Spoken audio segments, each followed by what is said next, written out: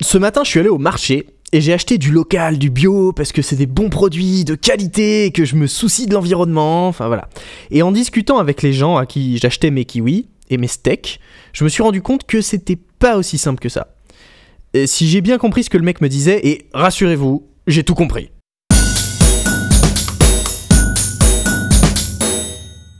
Bio, le sigle bio, c'est genre un label, un truc officiel, et ça veut dire qui respecte le cahier des charges européen des règles de la bio.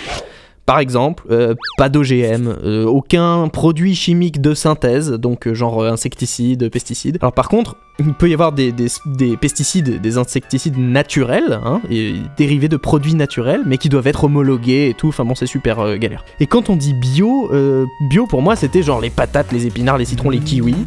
Mais une vache, ça peut être bio, hein. Une vache bio, donc il y a des règles, pareil, voilà. Elle doit subir 2 traitements antibiotiques max par an s'il y a besoin.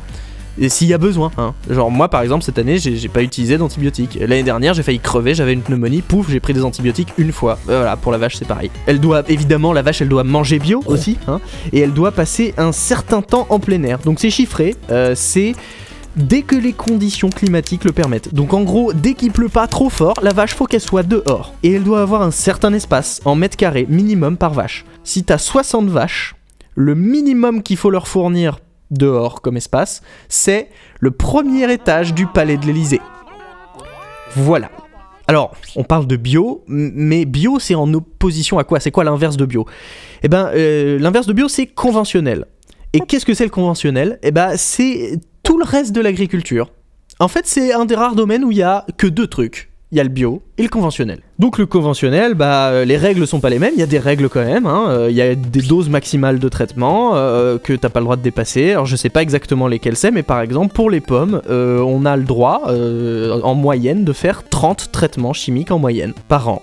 Donc en gros, tu prends ta pomme, tu prends ça, tu fais ça, pchit pchit, tu pulvérises dessus 30 fois par an. Après tu manges ta pomme. Alors évidemment tu vas la laver et l'éplucher parce que tu te doutes bien, ça rentre pas à l'intérieur. Ça se voit bien, non?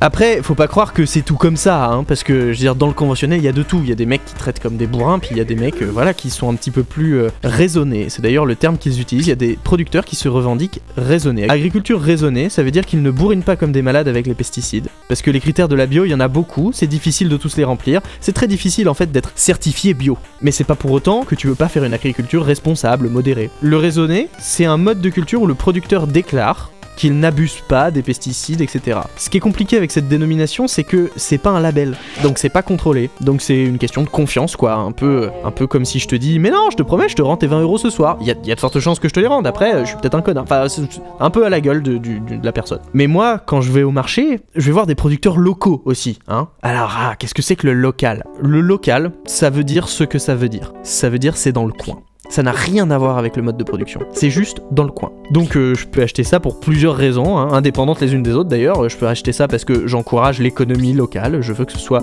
le paysan du coin qui ait mon pognon, enfin voilà. Je peux aussi acheter parce que je me soucie de l'environnement, donc ça veut dire que mon steak qui vient de ma vache locale, elle a fait que 10 km en bagnole pour arriver là où je suis, plutôt que de faire 3 fois le tour de la France en poids lourd. Mais après, tu peux avoir un steak d'une vache locale, élevé en conventionnel, donc l'inverse de la bio, avec du maïs transgénique du Brésil, qui lui donc a fait le trajet en avion, etc.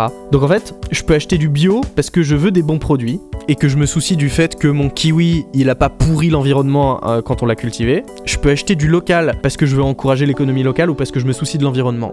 Et ne me faites pas dire ce que j'ai pas dit, le bio, c'est très bien, c'est très compliqué, mais c'est très bien. Et le raisonné, ça peut être très bien aussi. Et le local, c'est très bien aussi. Il faut juste pas confondre les trois et savoir pourquoi on achète tel type de truc. Donc maintenant, je suis tout à fait capable de choisir entre du bio qui vient de l'autre bout de la France, du raisonné local, du conventionnel mais label rouge, avec AOC, AOP, j'ai tout compris. Ouais.